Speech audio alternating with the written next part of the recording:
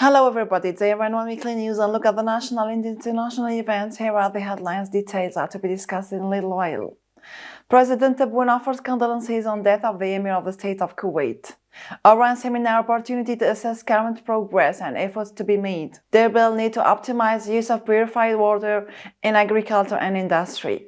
Pharmaceutical industry 70% of national market covered. Zionist occupation signals readiness for new temporary truce in Gaza as pressure mounts and Al Jazeera journalist pleads to death after Zionist strike in Gaza. Malaysia bans Zionist flagged ships from its ports in response to Gaza war. US announces 10-nation force to counter Houthi attacks in Red Sea. UN rights chief extensive failure by Russia to protect Ukraine civilians. Iceland volcano erupts weeks after thousands evacuated from nearby town. China's Gansu earthquake kills more than 100 people. And 10-month suspended prison sentence requested against the Algerian footballer Youssef Attal. Welcome to the details. The President of the Republic, Abdelaziz Tebboune, sent a message of condolence and sympathy to the Crown Prince of the Brotherly State of Kuwait, Sheikh Mash'al al-Ahmed al-Jaber al-Sabah, on the death of the Emir of the State of Kuwait, His Highness Nawaf al-Ahmed al-Jaber al-Sabah.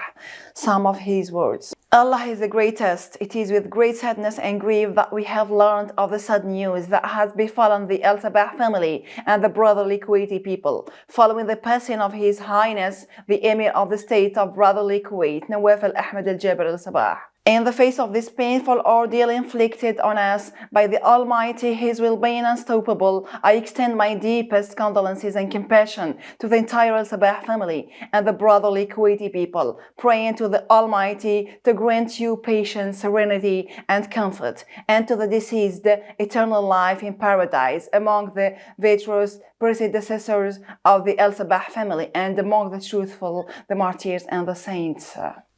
Minister of Foreign Affairs and National Community Abroad Ahmed Attaf stressed on Monday in Iran that the 10th high-level seminar on security and peace in Africa was a unique opportunity to assess the progress made in the last 10 years and the efforts to be made in the coming stages.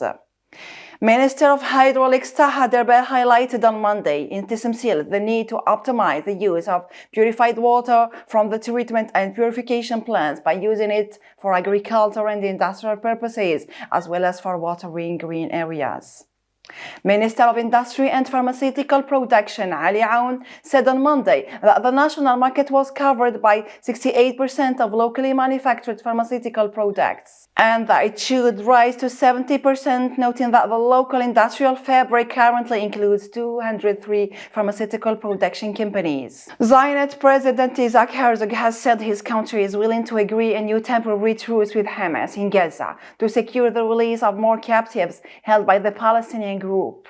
We are ready for another humanitarian pause and additional humanitarian aid in order to enable the release of hostages, Herzog told the gathering of ambassadors on Tuesday. On the other side, Hamas says it will not enter negotiations over releasing captives until Zionist occupation ends its war in Gaza, noting that at least 20,000 Palestinians have been killed in Zionist attacks since October 7th. Malaysia has banned all Zionist-flagged cargo ships from docking at its ports in what is said was a response to the war in Gaza, accusing the Zionist entity of violating the international law through the massacre and brutality against the Palestinians.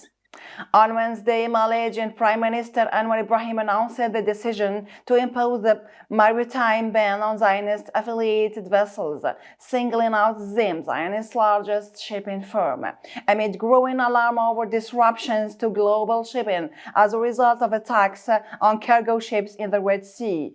The new outlet Al Jazeera said Friday that one of its camera operators, Samir Abu Daqa, was killed by a Zionist strike in Gaza and left for hours bleeding to death. Abu Daqa was reporting with his colleague Wael Dahdouh at a school shelter in Khan Yunis, a city in southern Gaza, on Friday when they were hit by the strike. Dahdouh is being treated for minor injuries from shrapnel. And in a statement, the Qatar-based network said it condemned the attack in the strongest terms and held Zionist entity accountable for systematically targeting and killing Al Jazeera journalists and their families. The network described the brutal end to Abu Daqqa's life. U.S. Defense Secretary Lloyd Austin says coalition will include Bahrain, Canada, France, Italy, UK, and other countries. The United States has announced the launch of multinational force to protect trade in the Red Sea after attacks by Yemen's Houthi persons forced at least a dozen shipping lines to suspend operations. U.S. Defense Secretary Lloyd Austin said on Monday that Bahrain, Canada, France, Italy, and the Seychelles and the United Kingdom would be among the countries joining the 10-nation multinational security initiative. Volker Turk, the UN High Commissioner for Human Rights, said on Tuesday that his office's monitoring indicated gross violations of international human rights law, serious violations of international humanitarian law, and war crimes, primarily by the forces of the Russian Federation. Turk also says there are indications that Russian forces committed war crimes. The United Nations Human Rights Chief has said there had been an extensive failure by Russia to take adequate measures to protect civilians in Ukraine and that there were indications that Russian forces had committed war crimes. Iceland was on high alert for an eruption on the Reykjanes Peninsula after weeks in intensive seismic activity. A volcano in southwest Iceland was erupted, spewing lava and smoke across wide area weeks after nearly 4,000 residents of nearby towns were evacuated amid intensive seismic activity. The eruption started at about 10:30 p.m. on Monday on the Reykjanes Peninsula, turning the sky orange and prompting the country's civil defense to be on high alert.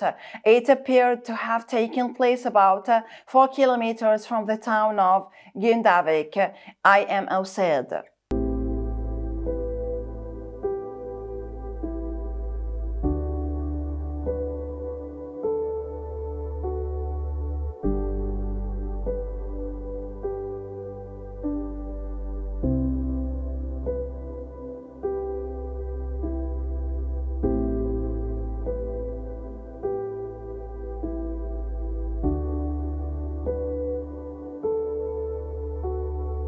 A powerful magnitude 6.02 earthquake struck China's remote Gansu province at midnight on Monday, killing at least 120 and injuring more than 500 people.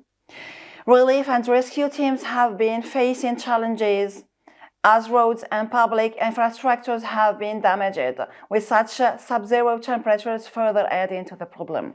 We wrap up with Yusuf Attal's case. Attal, who has been charged with incitement to hatred as part of preliminary investigation, appeared before the Nice Criminal Court on Monday, December 18th. The prosecutor has announced the charges against the Algerian international, a 10-month suspended prison sentence and a fine of 45,000 euros. She also demanded that the player publish a message of peace on his Instagram account and keep it there for a month. هذا والو حتى نضربوك هذا والو لا بريس حتى تخرج كيحسبوا عليك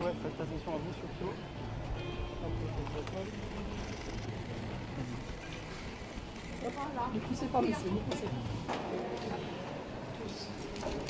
On est tous avec Youssef Attal. DJAZAIR. ليش ما يجيش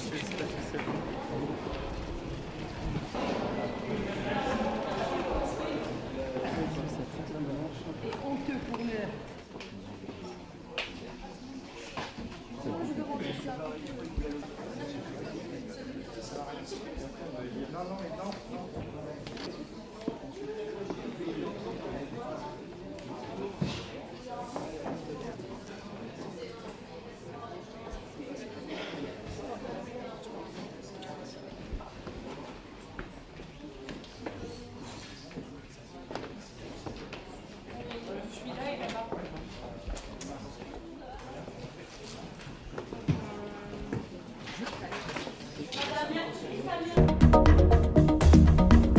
That's all for today. Many thanks for following and supporting us. Have a pleasant and relaxing weekend. Goodbye.